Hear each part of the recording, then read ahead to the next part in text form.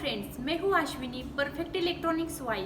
हमारी कंपनी में साइंस और इंजीनियरिंग कॉलेज के लिए लगभग 200 डबल साइडेड पीसीबी यूज करके इलेक्ट्रॉनिक एक्सपेरिमेंटल बोर्ड मैन्युफैक्चरिंग करके सेल करने के लिए भी रखा है। इसमें से हम कॉलपिट ऑसिलेटर का एक्सपेरिमेंट कैसे करना है वो आज मैं बताने वाली हूँ। ये एक्सपेरिमेंट फिजिक्स और इलेक्ट्रॉनिक डिपार्टमेंट के लिए यूजफुल है और ये समझने के लिए बहुत आसान है। तो इस वीडियो को आप पूरा एंड तक देखना। अगर हमारा ये वीडियो आपको अच्छा लगा तो लाइक करें, शेयर करें, चैनल को सब्सक्राइब करें और बेल बटन प्रेस करें ताकि हमारा अगला नया वीडियो आपको सबसे पहले देखने को मिलेगा। तो फिर चलिए कॉलपिट ऑसिलेटर का हम डेमो देखते हैं। लेक्चर संपल्याची बेल अगदी वेळेत झाली। ही किमया आहे परफेक्ट इलेक्ट्रॉनिक्सच्या ॲटो लेक्चर बेलची।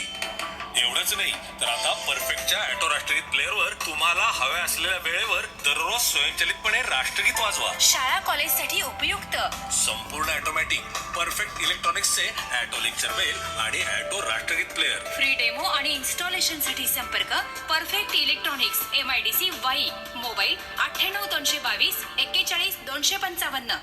ये कॉलपिट ऑसिलेटर है, ये एम्पलीफायर का सर्किट है। तो ये NPN ट्रांजिस्टर है।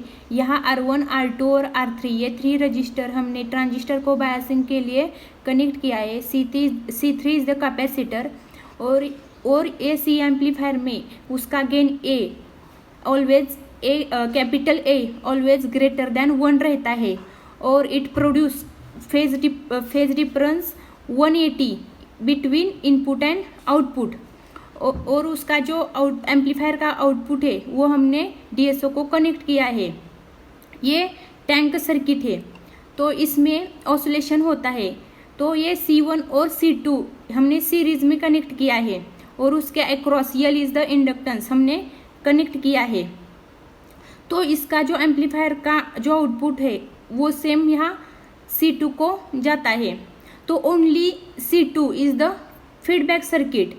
तो फीडबैक सर्किट का यहाँ gain capital B always less than 1 रहता है और it produce phase difference 180 between input and output. तो यहाँ फीडबैक सर्किट का जो आउटपुट है वो हमने वेरिएबल रेजिस्टेंस थ्रू ट्रांजिस्टर के इमीटर को यहाँ हमने दिया है। तो यहाँ input of the emitter signal और output of the feedback circuit का जो फेज डिफरेंस है वो यहाँ 360 रहता है, मतलब 0 रहता है। तो यहाँ output of the feedback voltage is in phase with the original input signal और A dot B is equal to 1। ये 2 कंडीशन यहाँ जब सेटिस्फाई होती है तब circuit produce sine wave output हमें मिलता है।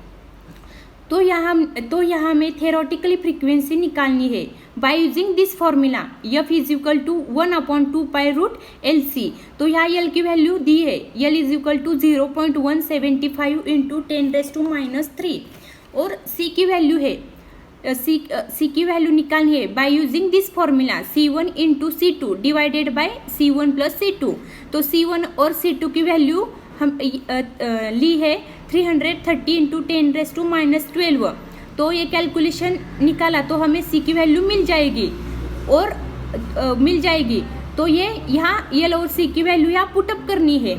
तो 1/2 पाई रूट L की वैल्यू और C की वैल्यू यहाँ पुट किए तो कैलकुलेशन निकाला तो हमें आउटपुट में थेरोटिकल फ्रीक्वेंसी हमें 593.1 किलोहर्ट्ज मिली है। तो हमें अभी प्रैक्टिकल करके प्रैक्टिकल फ्रीक्वेंसी कितनी आती है वो अब हमें देखना है। तो चलो हम एक्सपेरिमेंट करके देखते हैं।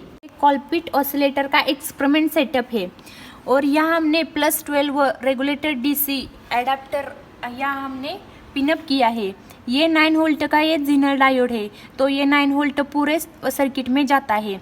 ये NPN ट्रांजिस्टर है और यहाँ R1, R2 और RN ये 3 रजिस्टर हमने ट्रांजिस्टर को बायसिंग करने के लिए कनेक्ट किया है। C3 is the capacitor. ये टैंक सर्किट है। तो ये short wave oscillator coil use किया है। यहाँ is acts as a inductance. तो यहाँ उसके अक्रॉस हमने C1 और C2 हमने यहाँ कनेक्ट किया है। तो इसका जो आउटपुट है वो हमने DSO पे कनेक्ट किया है। तो जब मैं यहाँ सप्लाई देती हूँ तो DSO डिजिटल स्टोरेज ऑसिलोस्कोप पे इमीडिएटली हमें आउटपुट मिलता है। तो देखो मैंने सप्लाई दिया तो देखो आउटपुट क्या आता है DSO पे। तो यहाँ आउटपुट में हमें साइन वेव मिली है और उसकी फ्रीक्वेंसी यहाँ 594.3 किलोहर्ट्ज मिली है। तो हमने देखा थेरोटिकली फ्रीक्वेंसी हमारी कितनी आई थी 593.1 किलोहर्ट्ज।